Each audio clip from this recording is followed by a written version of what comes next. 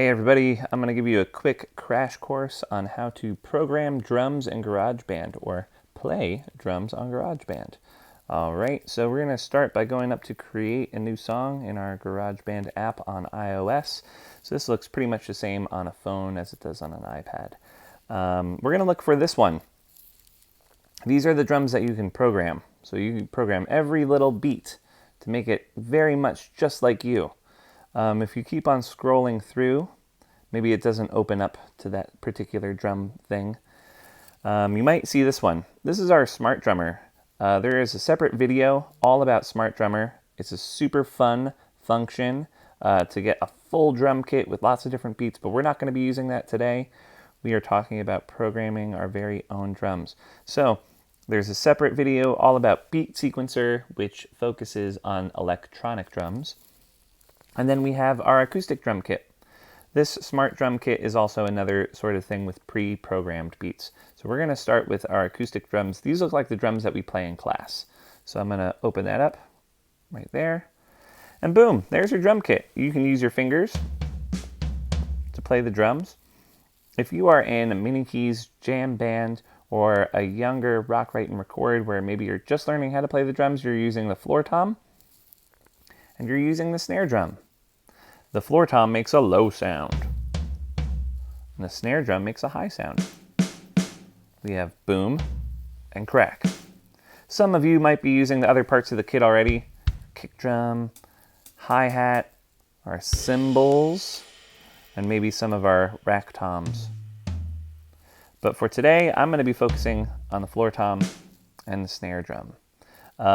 Tricky thing about this is you usually end up playing this with your index fingers on both hands, right? So your index finger on your right hand, index finger on your left hand.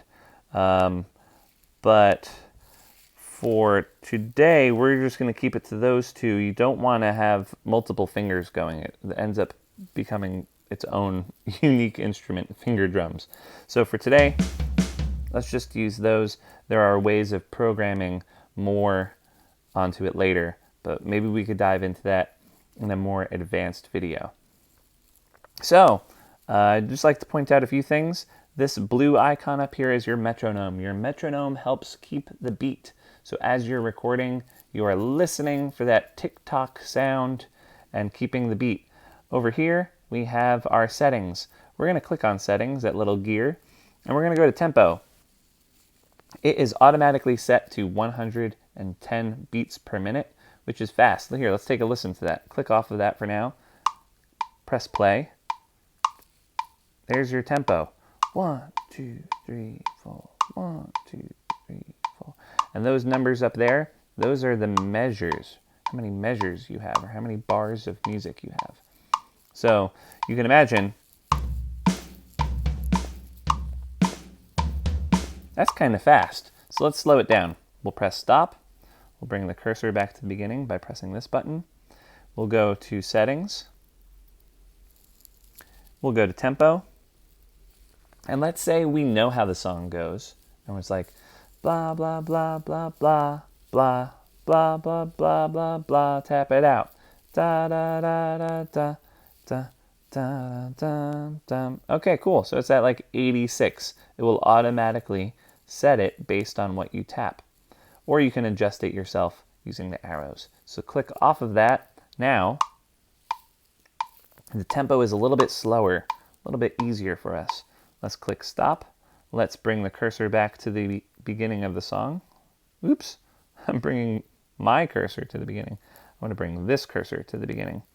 Okay, great. So we are ready to roll. I'm going to press the red button. You're going to get a 4-beat count in, and then you can start to play. Ready? Here we go.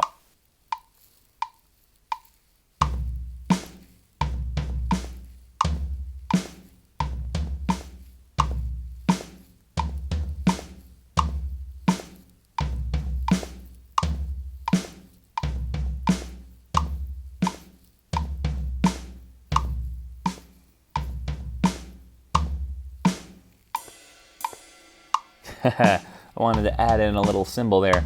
So once it gets to the end of the 8-bar phrase, it will loop it again. But because this is in red, it still means that it's recording. So what you can do is you could actually add some more on top of what you've just recorded. So that's a cool opportunity to add some cymbals if you want, and keep that basic beat still going. Okay, so I'll let you experiment on that. But when you're done, you got to make sure you press stop. Press that button right up there. And now that it's green, it means good. You've recorded what you wanted to record. So now, that's it. You've recorded a drum part. So you'll go back here, and then you just want to make sure that you share that song. So you hold that session, click share, and then there's a whole other video dedicated to sharing on your Google Drive folder. So check that out, sharing your GarageBand projects. So there you go. That's how you make a drum beat in GarageBand. Have fun.